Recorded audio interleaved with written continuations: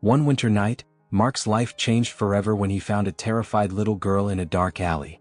The men chasing them were dangerous. Very dangerous. Escape, hiding, betrayal. As Mark protected the little girl and her mother, he had no idea just how big the real threat was. But even when it was all over, nothing would ever be the same for him. Are you ready to witness a true fight for survival? Don't forget to subscribe. The streets of Ashen were eerily quiet that November evening, wrapped in a brittle stillness that felt almost unnatural. The cold wind slithered through the empty roads, rustling the scattered leaves and sending them skittering across the pavement like restless spirits. Streetlights flickered sporadically, casting long, wavering shadows over cracked sidewalks, the city's usual hum replaced by an uneasy silence. Mark trudged home, his body weighed down by more than just exhaustion. His 32-year-old frame bore the invisible burden of bills that never stopped coming, problems that never seemed to end. The fluorescent lights and ceaseless hum of the hardware store still clung to his senses, a reminder of another long, grueling shift. And for what? A paycheck that barely stretched far enough. The thought of returning to his silent, empty apartment only made his steps feel heavier.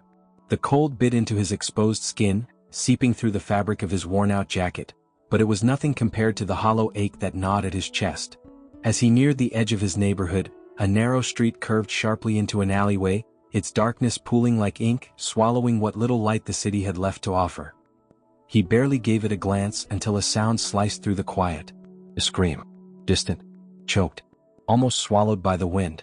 Mark stopped mid-step. His pulse quickened. Had he imagined it? He strained to listen, his breath slowing. For a few seconds only silence answered. Then there it was again. Fainter this time. But undeniably human. Something in him froze. His rational mind whispered to keep walking. This wasn't his problem. The city was full of noises, most of them things better left alone. Getting involved rarely ended well. But something about the sound unsettled him. It wasn't just a scream. It was a cry for help. His feet moved before his mind could argue. Swallowing his hesitation, he turned and stepped into the alley. The darkness swallowed him whole. For a moment, the only sound was his own breath, sharp and shallow against the cold air. His eyes adjusted slowly, shadows shifting into shapes, piles of discarded crates, a rusting dumpster, a crumbling brick wall lined with old graffiti. Then he saw her. A small figure, barely more than a shadow against the lifeless backdrop. Mark's stomach knotted. As he moved closer, the details sharpened, the small, trembling frame of a little girl, no older than 5. She was curled against the wall, her arms wrapped around herself in a feeble attempt at warmth. Her thin clothes were torn, her knees scraped, her face streaked with dirt. Wisps of tangled hair framed wide, glassy eyes that darted between him and the darkness beyond. But it was the way she clutched a tattered backpack to her chest that unsettled him most. White-knuckled desperation. Like it was the only thing tethering her to this world. Mark crouched, keeping his voice low, measured. "Hey kid, what are you doing out here?" She flinched, shrinking into herself. For a second Mark thought she might bolt. But then, hesitantly, she lifted her head. Tear-filled eyes met his, eyes filled with something beyond fear. Something deeper. Something he couldn't yet name. I'm lost," she whispered, her voice barely audible over the wind. Then after a long pause, "Maybe? I don't know." A chill ran down Mark's spine. And it wasn't from the cold. There was something wrong with this. Something that made the alley seem darker than it already was. Lost. But she didn't know for sure? Mark pulled off his coat and draped it over her frail shoulders. The fabric swallowed her whole, but she clung to it, fingers tightening around the sleeves as if afraid it might disappear. "It's okay," he said, his voice steady despite the unease gnawing at his gut. "You're safe now. Let's get you warmed up first and then we'll figure things out." For a long moment she didn't move. Then finally she reached out. Her cold, trembling fingers slid into his. They walked in silence, their footsteps the only sound in the deserted streets. The city felt unnaturally still, as if watching. Mark kept his pace steady, but he couldn't shake the feeling that they weren't alone. Each footstep echoed too loudly. The bitter night air clung to Mark's skin as he walked briskly down the dimly lit street, his hands buried deep in his jacket pockets. The city was quiet, save for the occasional gust of wind that sent trash skittering across the pavement. His muscles ached from a long shift, his mind weighed down by the exhaustion of the day. But tonight, fatigue was the least of his concerns. The small, trembling girl walking beside him barely made a sound. Wrapped in his oversized coat, she was little more than a shadow, her tiny fingers gripping the fabric like a lifeline. Mark glanced down, trying to coax her into conversation. "Where are your parents?" Silence. "Do you live nearby?" A faint shake of her head. His concern deepened. Someone had to be looking for her. A frantic mother, police combing the streets, she was just a child. But a cold, unsettling thought crept into his mind. What if no one was? A sharp wind howled through the alleyway, rattling loose shutters, making the streetlights flicker. Mark hunched his shoulders against the chill, but a different kind of cold settled deep in his bones as they turned onto his street. His gut twisted. A black car sat parked across from his building. Its engine was running. Tinted windows reflected the dull glow of the street lamps, offering nothing of whoever was inside. The air around it felt off, too still, too expectant. Mark's pulse spiked. He kept walking, but his senses went on high alert. He could feel it. That unshakable sensation of being watched. His hand instinctively pressed against the little girl's back, urging her forward. Whatever this was, he didn't want to find out. They reached the building. He cast one last glance over his shoulder before stepping inside and locking the door behind them. Deadbolt. Chain. Every latch engaged. He exhaled sharply, pressing his hands against the cool wood. They were safe. For now. Turning, he found the girl standing awkwardly in the dim light, still shivering inside his oversized coat. She looked impossibly small, her frail frame swallowed by the fabric. "Let's get you cleaned up, okay?" His voice was softer now, gentle. She hesitated, then gave the faintest nod. Mark grabbed a cloth, dampened it under warm water, and crouched in front of her. The first swipe across her face revealed pale skin beneath layers of grime. Dirt clung to the fine lines of her cheeks, her tangled hair stiff with dried mud. Then he saw it. His breath hitched. A wound just above her temple, partially hidden beneath matted strands of hair. The bleeding had stopped, but the dark stain of dried blood lingered. His fingers hovered over it, cautious. "Does this hurt?" She didn't flinch. Didn't react at all. Mark's pulse quickened. This wasn't from a simple fall. Someone had hurt her. A knock at the door shattered the silence. Mark's body went rigid. The girl froze. Her tiny hands clenched the hem of his coat, her breathing suddenly shallow. It wasn't the hesitant knock of a neighbor. It was firm. Purposeful. Slowly, Mark stood, wiping his hands on his jeans before peering through the peephole. Two men. Dark coats. Stiff posture. Unreadable expressions. Mark's grip tightened around the doorknob. This was no coincidence. He turned slightly, catching a glimpse of the girl. She had shrunk back, pressing herself against the couch, eyes wide with terror. Outside, the men didn't knock again. They just stood there, waiting. And suddenly, Mark knew. They weren't here by accident. They were looking for her. Mark didn't think, he acted. Mark's fingers trembled as he punched in the numbers, his phone cold against his ear. 911, what's your emergency? He swallowed hard, his voice barely above a whisper. There are two men outside my apartment. They're looking for a missing girl. I think she's in danger. His heart pounded so loudly that he almost missed the dispatcher's response. Stay inside. Officers are on their way. Can you confirm your location? But Mark didn't get the chance to answer. The doorknob rattled. Not a polite knock this time. A sharp, testing turn. The girl's breath hitched. Mark barely had time to process what was happening before the knob twisted harder. His body moved on instinct. No time to wait. No time to think. Mark lunged for the girl, scooping her up in his arms, his grip firm but careful. She let out a tiny gasp, but there was no time to comfort her now. The first loud bang came. A violent shove against the door. Mark bolted.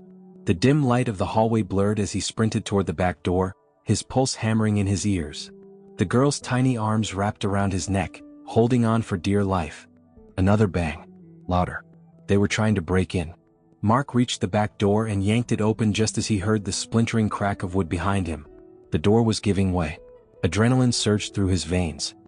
He dashed into the freezing night, the alley behind his building stretching out like an endless maze of shadows. He didn't know where he was going. He only knew he had to run. The little girl let out a sharp gasp as he lifted her, her tiny fingers clutching his jacket with desperate strength. His boots skidded against the floor as he threw open the door, the frigid night air slamming into them like a wall. And then gunfire. A deafening crack split through the air as the front door burst open, wood splintering against the force of the kick. Mark ducked instinctively, shielding the girl as he threw himself into the alley, his breath coming in sharp, panicked bursts. The sharp echo of footsteps followed, a heavy, relentless pursuit. They were coming. His muscles burned as he sprinted down the narrow passage, weaving between trash bins and broken crates, his only focus on getting away. The girl clung to him, her face buried against his shoulder, muffling terrified sobs. A voice bellowed behind him, angry, commanding, "Stop. You can't run forever." But Mark didn't stop. Couldn't. He veered right, nearly slipping on a patch of ice, his balance teetering for a heart-stopping moment before he steadied himself and pushed forward, lungs on fire. The alley opened onto a street, wide and empty, the city stretching into darkness. Nowhere to hide. No time to think. Then red and blue lights. A flood of sirens screamed through the night, tires screeching against pavement. His pursuers skidded to a halt just as the squad cars tore around the corner, headlights piercing through the gloom. Mark stumbled to a stop, his legs nearly giving out beneath him as he gasped for breath, clutching the girl tighter. He felt her trembling in his arms, her small fingers digging into his jacket as the night erupted into chaos, officers shouting, doors slamming, the sound of boots pounding against pavement as the two men spun and fled in the opposite direction. But the cops were faster. They surged forward, chasing down the figures that had been only moments away from seizing her. Mark swayed, barely able to process what had just happened, his heart hammering against his ribs. The girl lifted her head, wide eyes searching his face. "Are we safe?" she whispered, her voice raw and fragile. Mark exhaled, his grip tightening protectively around her. "Yeah," he murmured, even though his instincts screamed otherwise. "For now." Mark sat in the corner of the hospital room, his body tense as the doctors carefully examined the little girl. Scratches, bruises, cold burns from exposure. Each new discovery made his stomach knot tighter. The mud and algae clinging to her tattered clothes painted a grim picture. She hadn't just wandered the streets. She had been in the water. The realization sent a sharp chill down his spine. A river. The current must have carried her far from wherever she had been before he found her. How long had she been alone? How close had she come to drowning? The thought made his chest tighten. If he hadn't taken that alleyway, if he hadn't heard her cry, would she even be alive right now? The door swung open, breaking him from his thoughts. A pair of uniformed officers entered, their expressions serious but calm. They had been working through the night, piecing together the few clues they had. Mark told them everything he knew, which wasn't much. The girl was still unresponsive to most questions, her silence stretching on like a void. Who had taken her? Where had she come from? Mark had no answers. But by morning the police did. A woman had reported her daughter missing. The moment she was contacted, she rushed to the hospital. Mark stood back as she burst into the room, her breath hitching with a sob the moment she saw the little girl. Tears streamed down her face as she collapsed at the bedside, hands trembling as she reached out to touch her daughter. "Sweetheart," she choked, brushing damp strands of hair from the girl's forehead. "It's me. I'm here." But the little girl didn't react. She simply stared ahead, blank, unblinking. Mark's heart twisted at the sight. No relief. No recognition.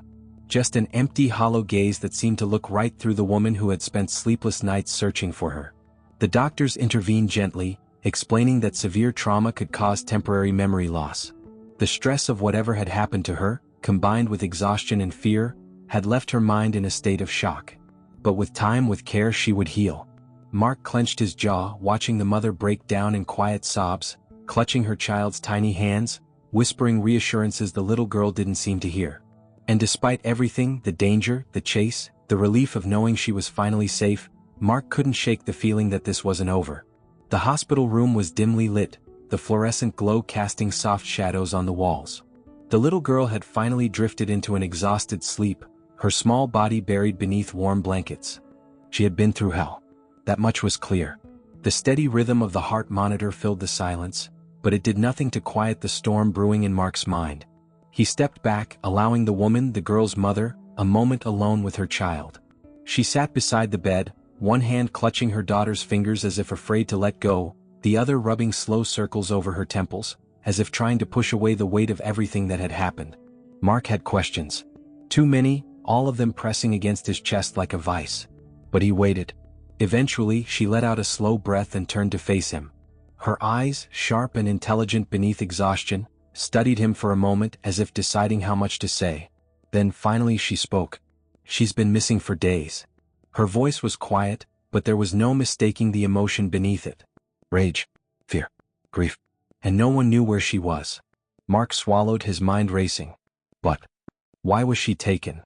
The woman hesitated, then straightened, regaining a fraction of the composure she had lost. Because of me. Mark's eyebrows furrowed.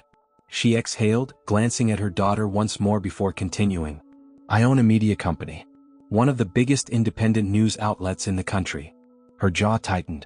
For a while now, I've been under pressure to sell it. Certain people don't like what we expose. They've been trying to force my hand. Mark's stomach sank. He already knew where this was going. A mafia group? He asked, though he already knew the answer. She gave a slow nod. They want control.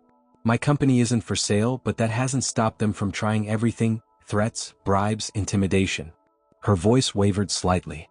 And when none of that worked, they took her. Mark felt sick. All this time he had thought he had stumbled across a lost child. A tragic accident. But this was so much worse. The police suspected it was them from the beginning, she continued. A few days ago, I received a video. She hesitated, her fingers tightening into a fist before she exhaled. It was a warning. They showed her, terrified, confused. And they told me that if I didn't agree to sell, I'd never see her again. Mark's blood ran cold. Jesus, he whispered. I turned it over to the police immediately, she said. They analyzed the footage. There was a key detail in the background, a glimpse of water, the reflection of cabin lights. They believed she was held on a boat. And that meant only one thing. She lifted her gaze to his, her expression sharp. They were moving her. Mark's stomach twisted. That's why she had been found covered in algae. The river. She had escaped somehow. But how? How did she get away? He asked. She shook her head, her face pale. We don't know. She's the only one who does. And right now, she doesn't remember. Mark glanced at the sleeping child, her small chest rising and falling with each shallow breath. She had survived something horrific. And she was still in danger. Those men outside my apartment, he said slowly, realization dawning. They were looking for her. Her expression darkened. They must have realized she got away. They're trying to get her back. Mark exhaled sharply. This wasn't over. Not even close. After a while, a police officer entered the hospital room. The exhaustion was etched on his face, but his voice was firm and resolute. Once you're discharged from the hospital, we'll place you in a safe house, he said. This isn't just for your safety, but also to ensure we can handle the situation properly. Mark frowned. He had been expecting this, but it was still unsettling. Me too? He asked in surprise. The officer nodded. Yes, Mark. You're part of this now. You're in danger too. Mark took a deep breath. He still didn't fully understand how he had gotten involved in all this, but one thing was clear, this was much bigger than he had realized. The officer continued, this is a very dangerous mafia. We've been after them for years, but they always manage to slip away. But this time is different. This case is critical for them and they won't back off no matter what. A thought echoed in Mark's mind. What about his job? Without thinking, he blurted out, what about my job? The officer's face grew even more serious. I'm sorry, Mark. You can't work. At least not until the danger has passed. Mark let out a deep sigh and lowered his gaze. He felt like something was slipping away from him. But the officer's next words made him freeze for a moment. By the way, Ms. Rachel, do you have any objections to sharing the safe house with Mark? Mark snapped his head up in surprise. Until now, he hadn't even learned the little girls or her mother's names. Rachel and Lily. Rachel nodded without hesitation. No, that's fine. Then she turned to Mark, her expression filled with deep gratitude. Actually, it's better this way. Mark averted his gaze. These people had completely changed his life, but somehow there was no turning back now. Everything went according to plan. Lily had regained some strength at the hospital, and her memory was slowly starting to return. But the doctors had made it clear, no one should try to force her to remember anything. Pushing too hard could cause even greater trauma. Finally, they were escorted to the safe house in a black vehicle waiting outside the hospital. The officers remained on high alert throughout the entire ride. Looking out the rear window, Mark found himself constantly checking his surroundings. It felt like someone was watching them at every turn. Their new home was in a secluded, quiet neighborhood. 2 armed officers stood guard at the entrance at all times. As the days passed, the tension inside the house slowly gave way to a sense of peace. Lily grew stronger with each passing day, starting to feel like a child again. The traces of her old joy returned to her face, but she still didn't remember what had happened. Sometimes when Rachel thought about it, she told herself maybe it's better this way. She didn't want even a shadow of her daughter's fears to remain in her memory. Mark, on the other hand, was different. Even though they said it was over, the feeling of being on edge never left him. Instinctively, he had taken on the responsibility of protecting Rachel and Lily. His nights were sleepless, and when he went outside, his reflexes were sharper than ever. Even if they weren't in danger anymore, he lived as if a threat could appear at any moment. But then the long-awaited news arrived. One morning while they were at the safe house, the police arrived. The mafia leader had been arrested. They were officially safe now. Rachel took a deep breath, feeling the weight on her shoulders lighten a little. Lily let out a happy laugh as she hugged her mother. It was finally over. And the first thing Mark wanted to do was go home. Rachel and Lily decided to go with him. Over time they had grown used to each other, almost like a family. But when Mark arrived at his door, reality hit him. His apartment door was still broken. When they stepped inside, it looked like a war zone. Furniture was scattered, drawers were pulled open, everything was in chaos. Someone had gone through his home, leaving nothing but disorder behind. But that wasn't the worst part. As Mark walked towards the kitchen, he noticed a pile of unopened bills stacked against the door. He had ignored his job for days, but now he was facing an even bigger problem. When he turned on his phone and checked his messages, he saw the last thing he expected. He had been fired. His boss hadn't even bothered to send him a message. He had simply been let go for disappearing without an explanation. His shoulders slumped. After everything he had been through, there was nothing left to return to. At that moment, Rachel stepped in. She had seen the emptiness in Mark's face. Quietly, she walked up to him, pulling Lily close, and looked him straight in the eyes as she spoke firmly. "You saved my daughter. Because of you we're safe. Please come with me and work at my company. I'll set you up with an apartment right away." Mark didn't know what to say. His life was completely changing. A few weeks ago he had been just an ordinary guy, but now his entire world revolved around different people and new responsibilities. But he was jobless. He had no money. And he didn't even have a place to stay. There was no way he could refuse Rachel's offer. Finally, he took a deep breath and reluctantly accepted. Rachel knew exactly where Mark would be most useful. She found the perfect role for him at her company. Head of security. When Mark started his new job for the first time in his life, his work had real meaning. This time he wasn't just protecting a building, he was protecting the family that had formed around him. If you enjoyed this story, don't forget to like, subscribe, and turn on notifications so you never miss an update.